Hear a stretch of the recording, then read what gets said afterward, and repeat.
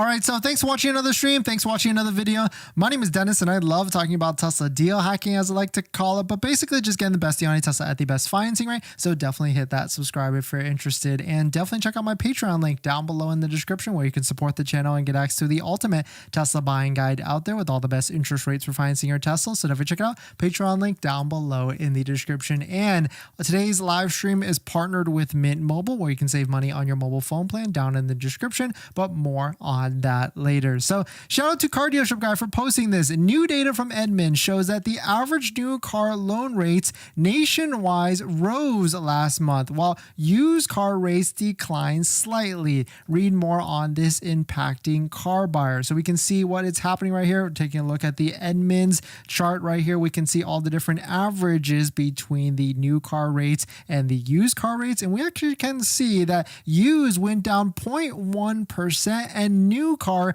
went up 0.3%. So I guess the better title with this is that new car rates just got a little bit worse, but really with Tesla, the Tesla has 6.39% all the way as low as 2.99 to 1.99 if you buy a Model 3. So Tesla's staying pretty competitive. So before you think like 6.39% is bad, relatively it's actually okay when you compare it to the rest of the market and what other people are paying out there. But still, at the end of the day, paying any sort of interest is going to be bad. But you can kind of see it here. It's not almost double the rate for buying a used versus a new, but 7.3 versus 11.5% for an average used car rate is pretty high. And so yes, of course, a used car is going to have a lot of depreciation, especially a used Tesla if you can get it like as cheap as $20,000 to $25,000, especially because there's like a used EV tax credit for a Tesla vehicle as well. So if you can buy it from a dealer under $25,000, then you could potentially get a $4,000 or up to a $4,000 used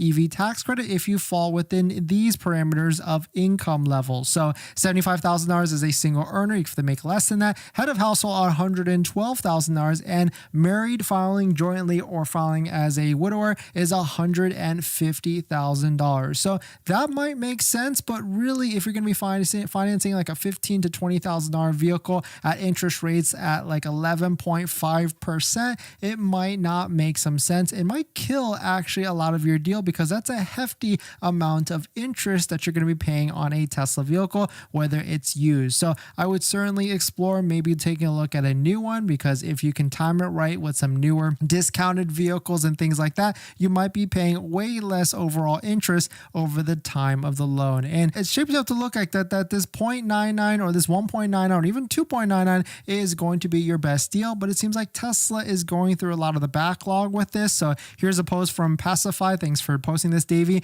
The 1.99 offer is no longer available on the Model 3 long range. I luckily got to place my order on the 6 and got approved. To be determined if they let me put zero down. The finance team prioritizes cases based on the expected delivery date. That makes a lot of sense because they're not going to look at your finance app if your vehicle is a month out or even 2 weeks out, because they've got deliveries to work with on like Model Ys and Model 3s before that. Quote, I hope my approval doesn't expire before then. And so this is a big thing, and this is a lot of advice I like to give with this. Like once you place a deposit, once you place an order for whatever vehicle, do not do your application at the time of the order. The app's going to make you or want you to do your application, but approvals only last 30 days. So that's why I say wait until you get a VIN, because a VIN kind of shows whether you're 2 weeks out or maybe even a week out. So wait until you get an actual VIN within the app, and then go ahead and start the process of a application and loans and things like that. So really big tip here for that one. Of course, Tesla's working through a lot of different inventory right now, trying to sell down all their Model Ys.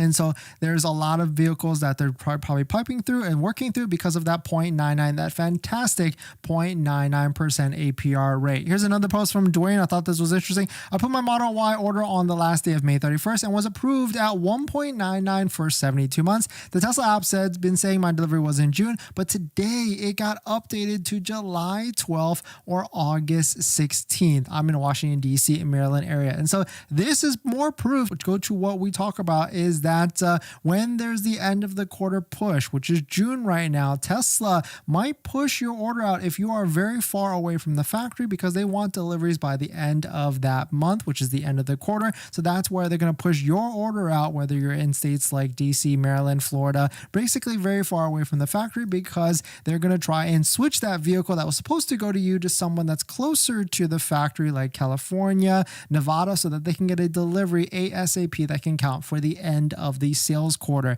It's unfortunately how it works, but that's kind of how it works with all the logistics and everything like that. And so if you are in the California area, Texas, all these different states that are near California or near the factories, I would still keep your fingers crossed, because you might get a message. Double check the app, because they might want you to take delivery ASAP by the end of this month, which is the end of the quarter. And last thing with Tesla, there was another thing last night with Elon. He said on a gaming live stream that they're going to bring this feature to Tesla vehicles, which is avoid highways within the navigation. I thought this was subtly interesting. So certainly if it's a feature that you've been wanting to put on your Tesla vehicle to not go on the highways because maybe there's too much traffic, they are going to do that and bring it to your Tesla in the near future. But definitely some pretty interesting stuff. Let me know what your thoughts on it. Let me know what you're thinking.